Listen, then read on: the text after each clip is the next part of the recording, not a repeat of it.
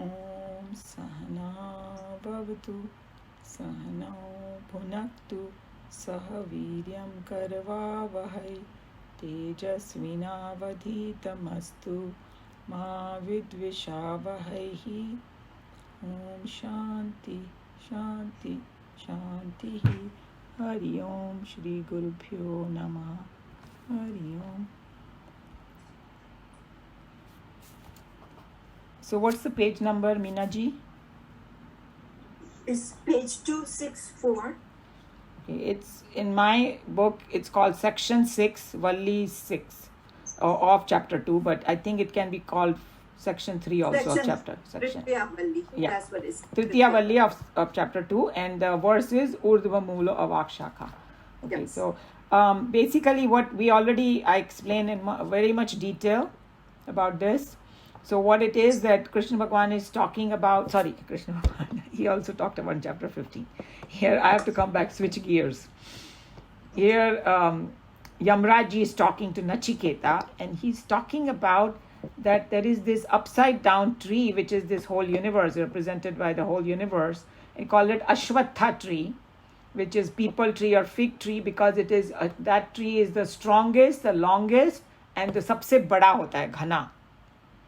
And this tree is called Sanatana tree because we don't know when it came into existence, this universe. Nobody knows. So it is forever, it's been there and it will be there. And but it's called Ashwatha because constantly changing. It's in flux. You can't catch it. It's the same thing. Okay. So and it gives us a lot of trouble. All this attachment we are talking about, it is that only, no? So it gives a lot of trouble. But uska jo mool hai, means uska jo root, where all the nourishment comes of a tree, that nourishment comes from that Brahman, and that Brahma is Shukram, is pure, and it is Amritam, immortal. So the source is that Brahman, and that particular Brahman, everything exists in that Brahman. You cannot transcend that Brahman. And I gave the example that it's like ornaments and gold, and the ornament is saying, I want to be this necklace, but I don't want gold. That's not possible. Okay, gold is gone, ornament is gone, same way. None can transcend it. And Aitad Vaitad. This is that. So that's what we did, and now we can read Swamiji's commentary. Any question on this? Yeah, Nareshji? I was wanting to read the comment. Oh, yes, of course. Go ahead, read. So this is the ancient Astavata tree whose roots are above and branches spread below. This is really the pure. That is the Brahman, and that is also called the immortal. In the rest, all the worlds, and none can transcend it. Verily, this is that. So it says, in that rest all the world. So just to make sure that उस ब्रह्मन में सब कुछ है. और ये this concept is that विश्वरूप दर्शन जो भगवान दिखाएंगे 11th chapter में, this represent that everything rests in Brahman. It's just like all the waves, all the foam, all the water, everything is rest in ocean. That's how, nothing can be beyond it. So that's what it means. All those who have at least a scrappy knowledge of Sanskrit are advised to get hold of a copy of Sri Shankaracharya's commentary upon this mantra. It's a piece of joy.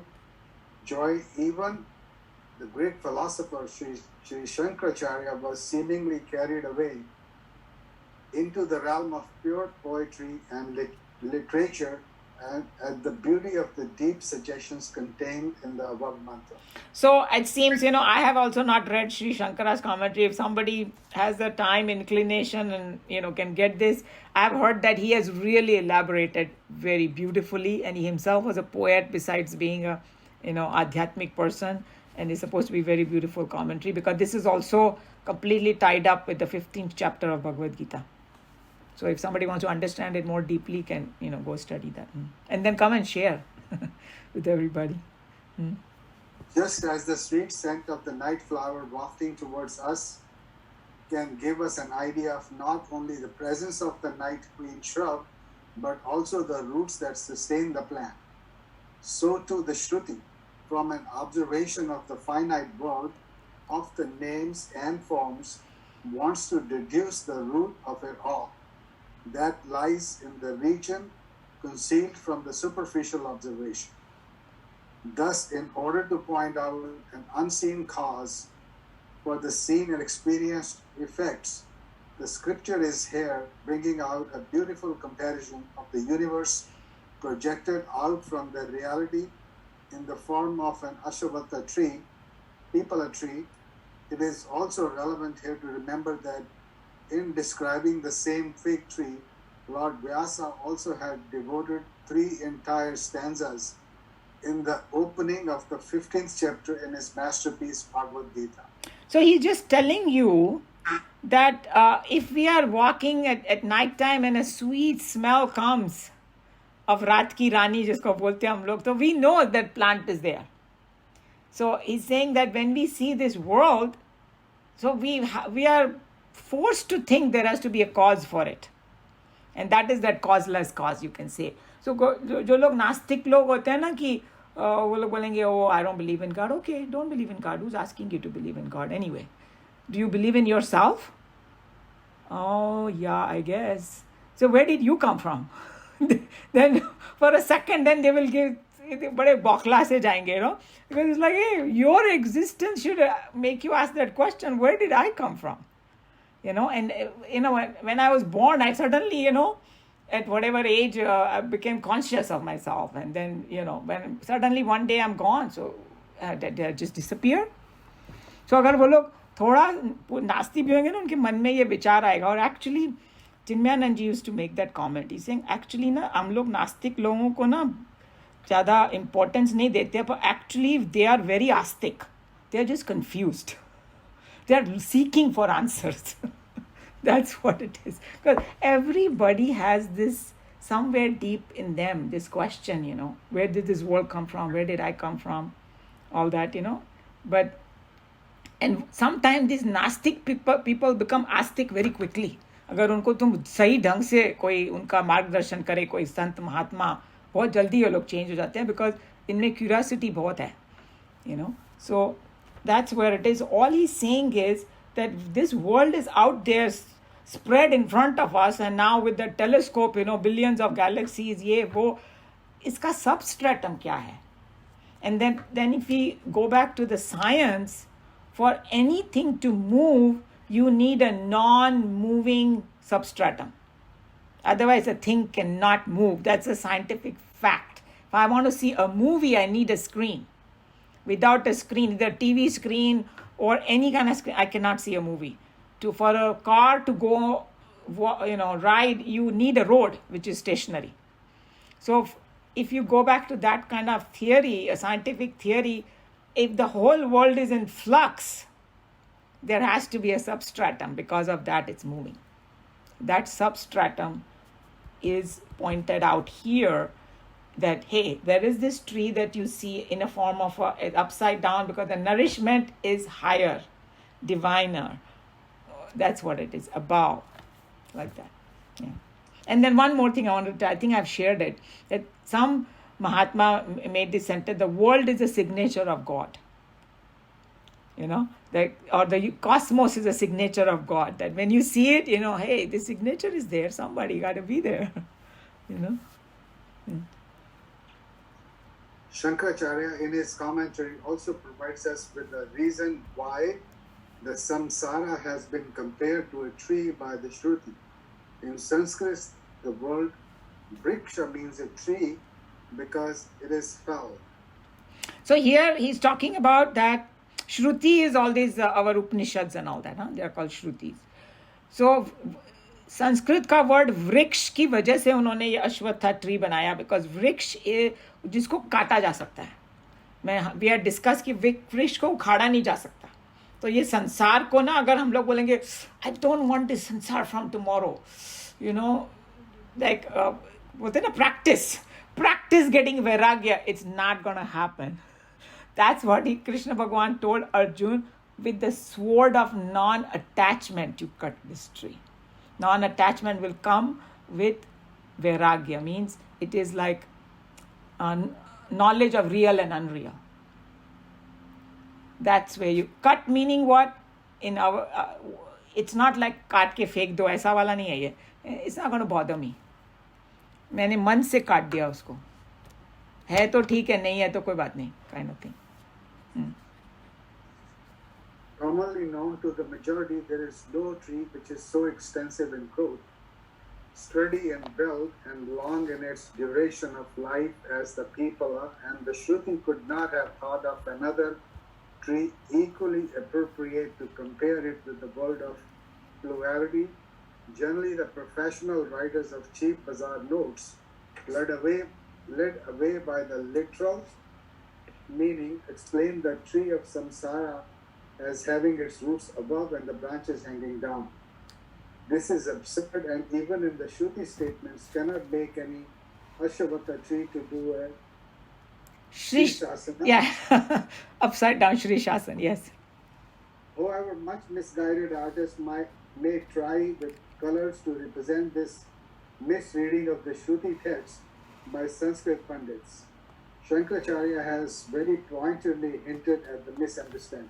So he just telling you that when it say upside down, उसका बड़ा subtle meaning है, उसका deep meaning है. So उसमें जाओ, word में नहीं, वो ऐसा नहीं कि tree upside tree है, वो Krishna Bhagavan is saying the whole sansara is like that. That's not what the meaning is. So he's going to go into the next verse and tell you what Urdhva Mula means. Yes. The Urdhva Mula, roots up. The word Urdhva here does not mean up in the sense of geometrical up, but it is used to indicate the idea of reverence. Thus, of the many parts of the tree of samsara, the root is much more sacred, and hence Urdhava. The tree of samsara has its roots sucking out of its sap from the Vishnu.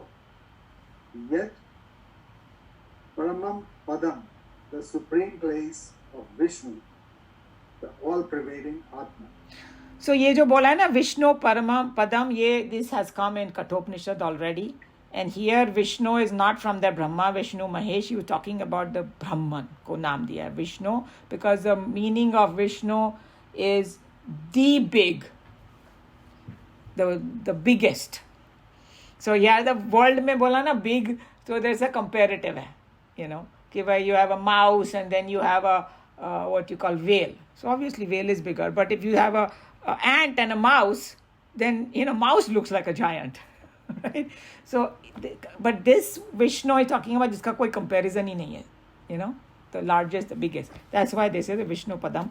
So he's talking about that just like in a tree, the root is a very sacred thing. Without root, the tree is nothing. Root को काट दो, tree नहीं रहेगा. Same way, संसार का जो nourishment है, वो ब्रह्मन से मिलता है, and that is at a higher level. That's why there's a higher prakriti and lower prakriti, and all that is going to come in chapter 7. We'll be going soon, chapter 7 in Bhagavad Gita, and then it'll become even more clear what is this higher state called. Again, there can be yet another reason why Shruti has chosen this Pipala tree for her purposes of representing samsara. The very word Ashwatha can be liquidated in Sanskrit into 3 components, parts, meaning thereby that which will not be tomorrow. Samsara is a word that indicates the world of the finite objects, where death and destruction are the constant happening. No simpler word would have more completely and so effectively indicated the world of perishable object as Ashwatha. So there are double meaning of the word Ashwatha. One is because they chose the Ashwatha tree, the people tree or the fig tree is called the Ashwatha tree in Sanskrit because it is the longest and most durable, सबसे घना होता है. और दूसरा Ashwatha का meaning, और आपके book में Naresh ji at the bottom, do they have word meaning? They have. Ashwatha literally is a knot, and it says swas, tomorrow, stop, existing, meaning impermanent. Yeah. So it's a Ashwatha. Shwa means tomorrow, A means no, Stha means रहना means to be. So जो कल नहीं रहे. और आपने को मालूम है कि संसार में कोई भी चीज़, even scientifically speaking, is never the same. It transforms immediately. Even our body, the scientists say that cells are constantly dying, new are being born, and in I don't know how many years, 7 years, you are a new person. Or if you see a river, same water is never there for like millenniums, So recycling everything and all that. That's what it's. स्थाई नहीं है, हिंदी में बोलते हैं ना. No, stationary नहीं है. And if you go at a molecular level, so we know that atom, nothing is stationary in there. It's going at a very high speed, everything, all those little things. In spite of our repeated efforts at finding for them sufficient reason to generate their appreciation of this gem of poetry and philosophy, our educated Hindu brethren, in their ardent prejudices against the style and content of the Upanishads, might yet find some difficulty in understanding it. Chinmaya may here try to give for them yet another example. So I guess, when Chinmayananji, way back then, he wrote this commentary. When he came, उस ज़माने में ना वेदांत सभी लोग को नहीं पढ़ाया जाता था. But he revolutionized it. He said कि बच्चे से लेके और बूढ़े सभी householder, everybody can benefit from Vedanta. So he must be having a lot of other people arguing and this and that, that what is this upside down tree and all this. Now he's going to bring us next paragraph, he's going to tell us the family tree होता है ना, उसमें भी ऊर्ध्व मूल है. Because the root is above and then all the people, great grandfather is up there. So he's saying in a Western also they use the same thing, that the roots are above. Okay, maybe the next one. Have you not seen in your history textbooks charts representing the line of descendants of the various ruling families? Each of them starts with a great grandsire and then branches out into sons and daughters, who in their turn again spread out into an array of grandsons and granddaughters. And infinitum, don't these printed charts look like a tree with its roots up?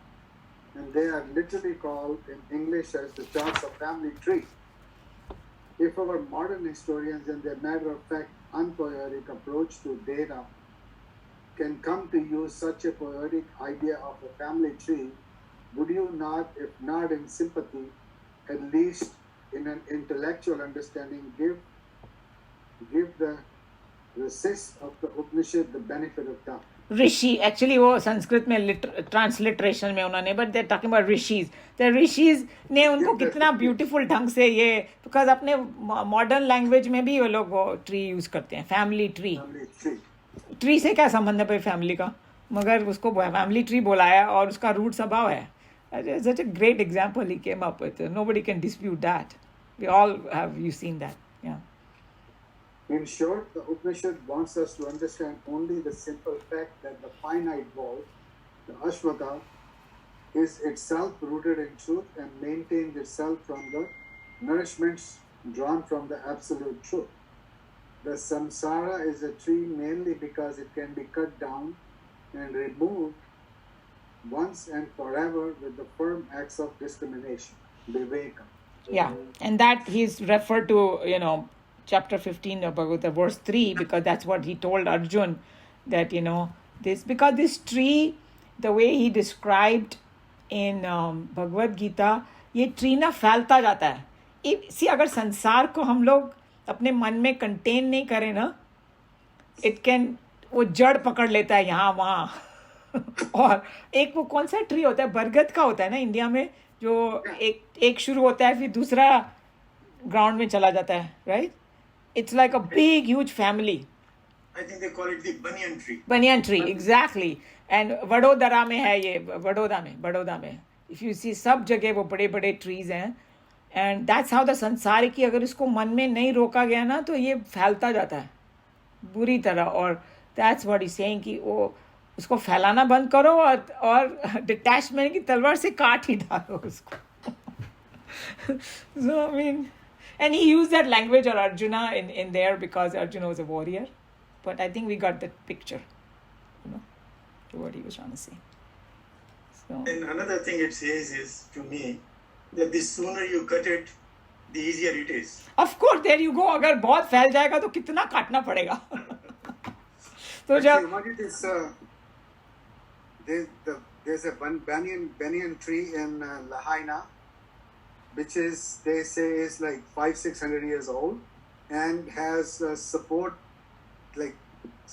beams which runs, I think, miles across. Yep. Yeah. Actually, there's in Swamiji's commentary in chapter 15, he also said Ashwatha tree का एक और भी meaning है. Ashwa यानी horse, right? Like Sanskrit में अश्व is horse. तो बोलते हैं जहाँ पर horse आके रेस्ट करते हैं, ट्री इतना बड़ा है वो अश्वत्था ट्री कि भाई ये पीपल ट्री हो या बनियान ट्री हो या ये क्या बोलते हैं फिग ट्री हो, इतना घना और बड़ा है कि the horses go and rest over there. Just trying to show that it supports this sansar supports all our desires, all our this, all our that. And then like there is another Upanishad, उसका नाम है श्वेताश्वर उपनिषद. And one time when I was in Houston, Tejome Anandji came to give a lecture for 1 week on Shvetashwar Upanishad. We call it camp, spiritual camp. उसमें पूरे संसार को ना एक wheel के समान का example दिया कि there's a huge wheel and it continuously moving because time chakra, right? And then all the different spokes are different aspects of this wheel. So, and then the third Upanishad I heard is, it is compared to a river. Constantly moving, and there are so many things happen in the river, so many jivas are supported and all that. So all these are giving us idea, और river में जितना पानी जाता जाएगा उतना फैलता जाएगा river, right? And things like that. So they have given lot of different examples, but here in Kathoupanishad and Bhagavad Gita they have used the tree example. And then in Bhagavad Gita it's going to tell you that it has different leaves, and then the desires are like the एक टहनी होती है, हाँ, branch, उसमें फिर एक गांठ आती है, फिर दूसरी ब्रांच निकलती है उसमें से, right? So desires are like those गांठ. I don't know, the name is there in English, something they call it, I don't remember now. That the tree keep growing. So just like somebody was saying that if you don't contain it, we know human desires are like there is no end to it. So that's what it is. Yeah.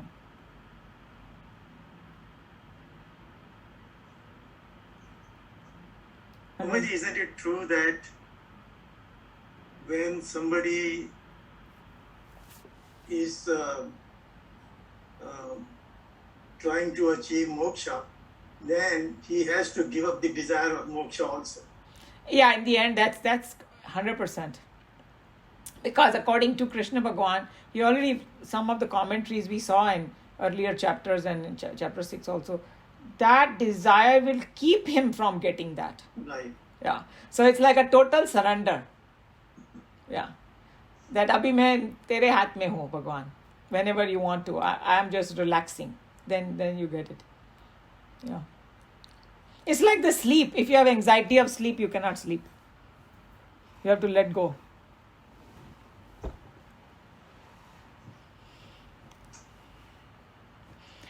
So I think we do have some time. So I can start the next verse. We have 10 minutes. Next verse is kind of interesting because this the first verse is okay, the trees and all, because still it's mystical. कि भाई वो source जो है Brahman, that Brahman, I need some proof. I need more proof. Nastic people don't give up that easily. नहीं मेरे को दिखाओ क्या, और एक क्लू चाहिए मुझे, तो उसका आंसर है इसमें. So here is a verse, and this one I'll just read it, I guess. First line, there's some rhythm. Second one, I don't know what the rhythm is. Yadidam kincha jagat sarvam prana ejati nisrutam. And then this one I have to read. महद भयम व्रज मुद्यतम य एतद te viduhu amrutaha bhavanti. Yat is which, idam is this, kincha, whatever, jagat, the whole universe.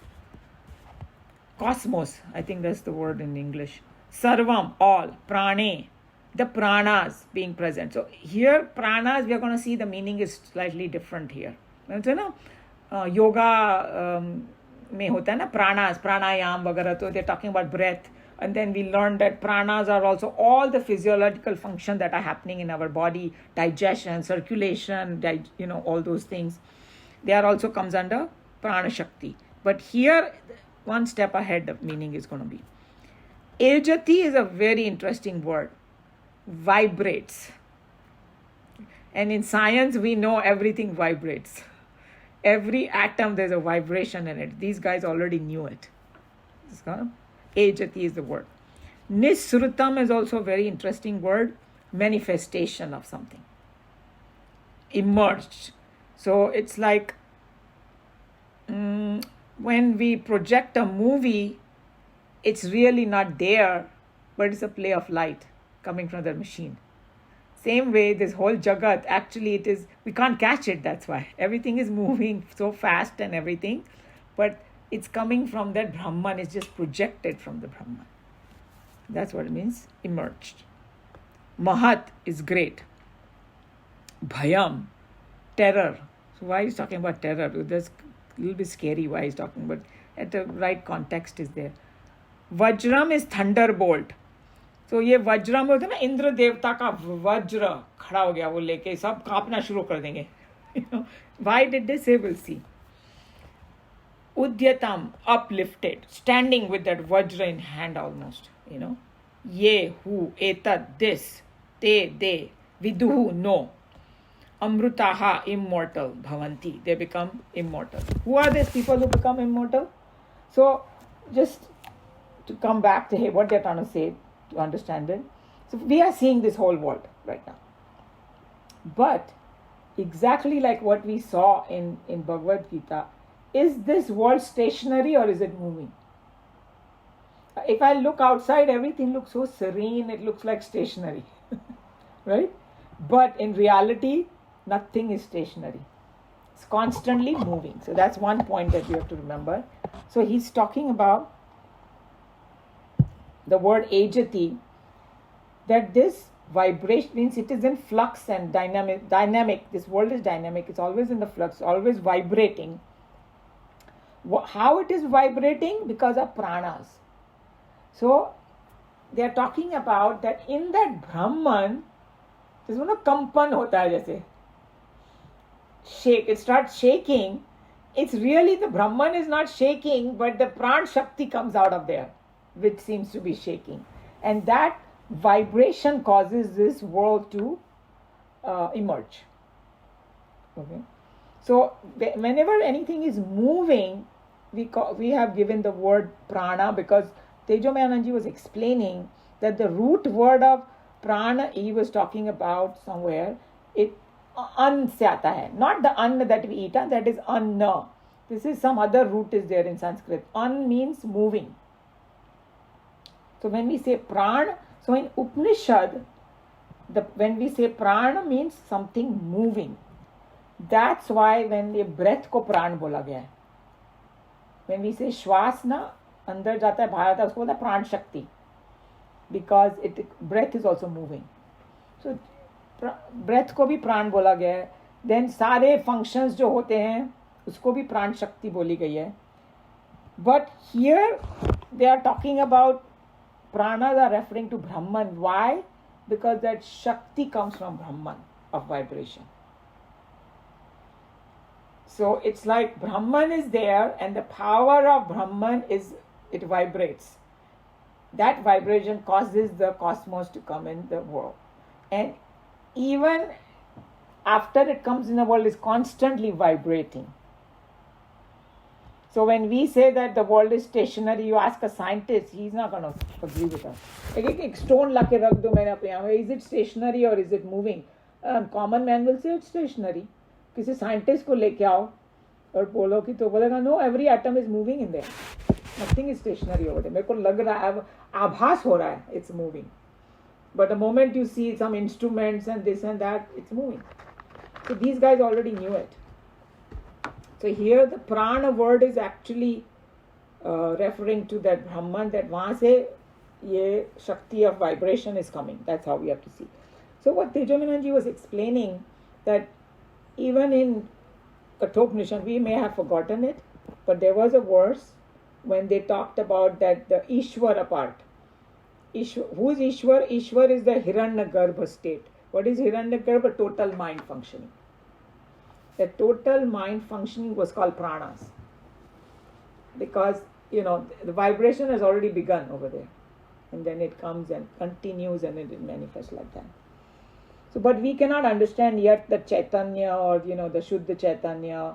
So that's why they referred to the Ishvara aspect as pranas. Okay? And so, just remember that here that it is referring to that highest one. And then he also said that this Ishvara aspect is Jnana Shakti and Kriya Shakti, both are there. Means you have knowledge and you have power to act. That's how this whole trickles down, and that's how we get that power too. So he's saying this word Nisrutam. So that means the world has just emerged because of that prana shakti, and they are constantly moving, but to us they appear to be stationary. That's all it is. So we can interact with them, the world and all that, but actually it is moving. How it's moving in a rhythm? Because some people might say a world is a chaos. And some of the Swamis say, no, world is a cosmos, not a chaos. Everything is orderly. And he's saying that scientists को भी पूछ, science ने ना बहुत तरक्की की है बोलेंगे. Well, इसलिए की है क्योंकि laws of nature are fixed. Everything is working in a rhythm, and even the earth and the moon and sun, everything is in a super rhythm. It repeats itself. That's why you have the space shuttle. जब जाता था तो कब जाएगा, कब उतरेगा. Now science can make progress only because there is a law of nature. That's what he was referring to, that it's moving rhythmically. And he's saying that there is another kind of rhythm also. We only think about this heavenly planet, but अगर तुम एक आम का बीज डालोगे तो आम का ही पेड़ आएगा, उसमें अंगूर नहीं निकलने लगेगा. और अगर कुत्ते का बच्चा कुत्ता होगा एंड ह्यूमन का ह्यूमन. अगर chaotic होएगा, कोई बोले oh there is no rhythm, there is no, hey, then you don't know what's going to come out. He was just joking. So he's saying just think of it, that there is a complete law and rhythm. Okay? That's why science is also there. So now, how it is perfect? So he's saying that he gave an example. He said कि सब कुछ इसलिए चल रहा है अच्छे से because there is some authority over there, as though holding a vraj and खड़ा है वहाँ पे डंडा लेके. उसके भय से सब कुछ चल रहा है ढंग से. Because हम लोग वो भय वाली भाषा समझते हैं. तो he gave an example. जैसे अमेरिका में ना सब स्पीड कर रहे हो, यहाँ से इंडिया में तो बहुत स्पीड करते हैं because the police never comes after you, so everybody is driving 80, 90, आराम से. So he's saying एक पुलिस आ जाता है ना वहाँ पे पेट्रोल, सबकी 55 हो जाती है. सभी लोग बड़े rhythmically चलने लगते हैं. So he's saying because the danda is there. So he's saying that same way we think that law of nature is there, but there is a lawmaker also behind it. That's the Brahman. And it's just a poetic language as though he's standing with a danda over there. So I say, okay, that the Agni says, I'm going to burn, and the water says, I'm going to flow. Because अगर वो खड़ा नहीं होता डंडा लेके तो अग्नि ठंडी हो जाती. Okay, that's what it is. That's such a beautiful thing, the way he's saying law and order is because everything is moving, and the same idea is going to go into the next verse. So we'll read next time, so everybody can think about this. Yeah. Hey, Umaji, when we said the Brahman, that's a stationary, okay? and then there's vibrations going on. Would you say that's the power of it, Power of right? Brahma, exactly. So Maya Shakti. When you say Shiv and Shakti, Shiva, okay, that's what I was trying to get at. The Shiva Shakti. So that's the Shakti we are talking about. without that vibrating power, you cannot have a cosmos. Right, because then it gets to the three gunas. So that needs it because that creates. Right. So create something, you need mixture of things. Like Swamiji used to say, hey, to drink a nice cup of coffee, I don't know about these guys who drink black coffee, Baba. That's what we cannot connect to that. It's like South Indian coffee because you're from South. You need milk, sugar, and coffee. Coffee, yeah. 3 gunas. You need. That's what I can. Then a nice coffee is, But again, at the end of it, we will come to know this is only that there is only Brahman. There is True. only Brahman. It's like, yes. And after all reading all that, after doing all that, that there is that Shakti, that there is movement, that there is, the law. True. That, I mean, there is this world, but it's only a superimposition on that. Superimposition for us to just enjoy, but we come here and become very dukhi. That's our problem. Like some people, who have had this experience of oneness, so उनको पूछते हैं लोग कि भाई they also didn't want to come back to the world, and then some of them explain it was very deep insight into it. He's saying that there is something called oneness and something called individuality, and you want At the same time, they could see it. Yeah. Means we come on this earth to express our individuality, which cannot be done in that realm. When everything is one. Yeah. Like if the ocean is all one and it just stays there like one big water body, there's no fun in it. The animals cannot be in it, and the waves have to come. But the wave fully well knowing that, hey, I'm actually this whole ocean, but I'm just playing. Then they can enjoy. So for us also it comes kind of similar kind of thing. That it's just an expression of Brahman, that's all it is. Or a gold. A big lump of gold is sitting. You can't do anything with it. You make ornaments, then all the women, even men in the olden days, कभी यहाँ लटकाया, कभी ये किया, वो किया. You can have fun with it. Something like that. I don't know if that made sense. Only one question now.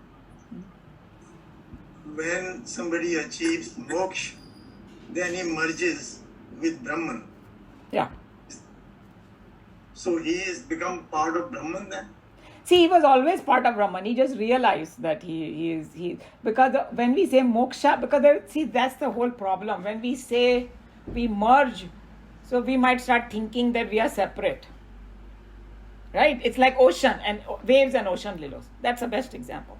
If the wave thinks I'm merging with the ocean, hey, you are always a part of ocean anyway. Now you're just realizing it. That's all it is. So when you say moksha, अब मुझे वो knowledge मिल गई. So मैं कभी अलग थी ही नहीं. So just think about that concept. It's hard, but that's the truth. That we cannot survive. Go back to the previous words. Nothing can transcend it. So I was always a part of moksha, but I didn't know it. Is it a part or I am? I am. I am. Because it's like a space. You cannot cut it. Yeah. So it's I am. Actually, somebody, like I was reading a book, this modern age book. This fellow is called Walk in the Physical. That's the name of the book. And somebody wrote a whole quote that how each living being is so integral part of the whole that the whole cannot exist without each integral part. Yeah. And it makes, don't think undermine yourself, he was saying. You are the whole and you are the part, everything you are only. It's something that we have to contemplate upon. It doesn't go into our psyche that easily, but it's like I am already that, I just don't know it. That's why that ego comes. That's why, if you think about it, that's why the attachment also comes.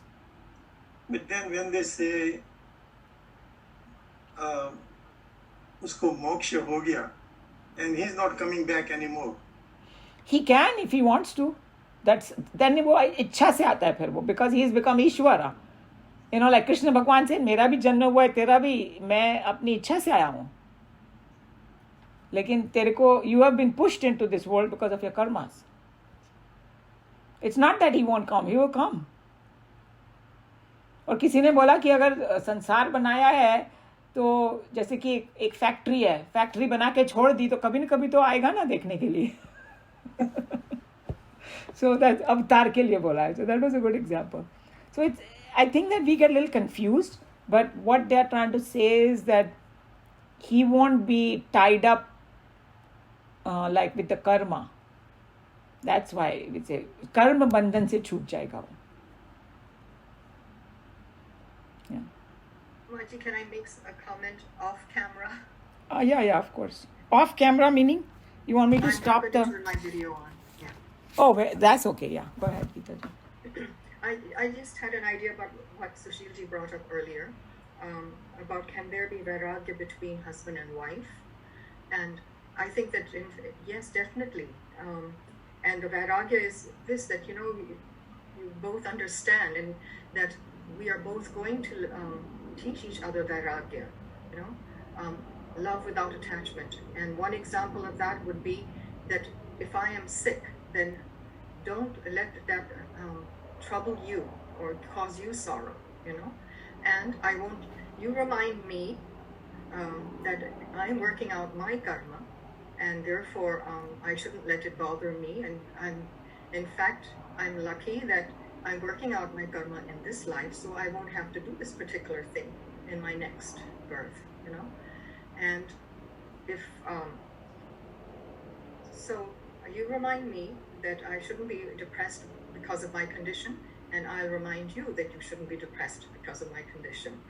And if I develop something chronic, a chronic disability or something, and then you have to do so much seva for me because of my disability, you remind me that I should not feel guilty that you are doing so much seva for me, because probably that's your karma that you're working out.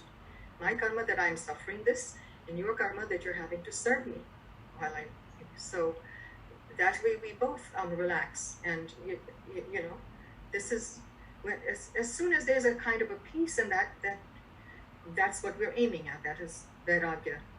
And then suppose I go first, don't grieve for me too long, don't feel that you're being disloyal to my memory or anything, dishonoring me.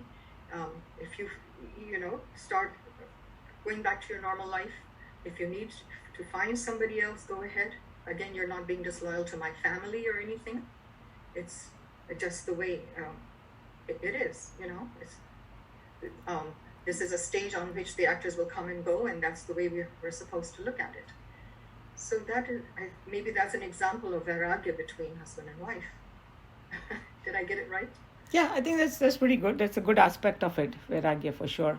Knowing the bigger picture, that's all it is.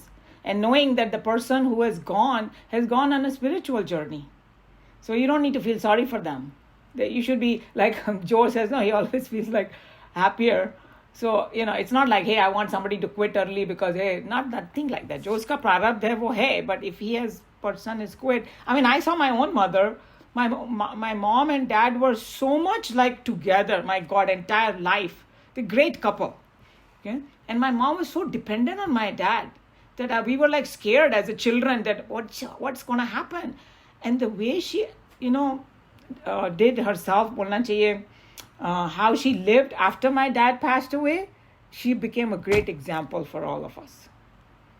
She did not get depressed, exactly like what Geeta is saying. She loved my dad so much, but she accepted the fact that it was time for him to go, and now she has whatever time she has left.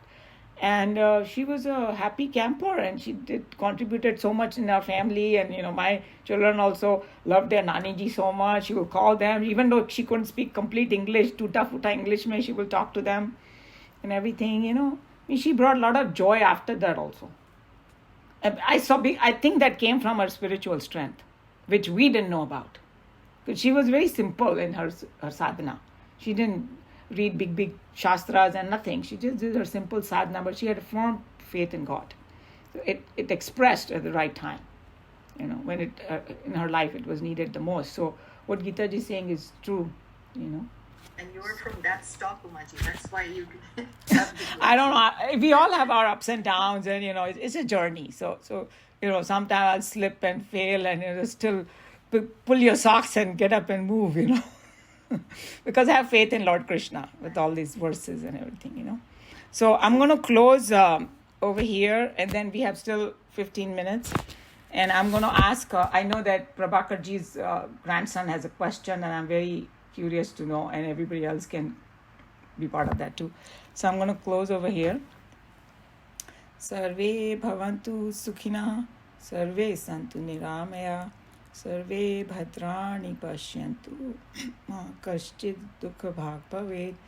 Hari Om Shri Gurubhyo Namaha. Hari Om.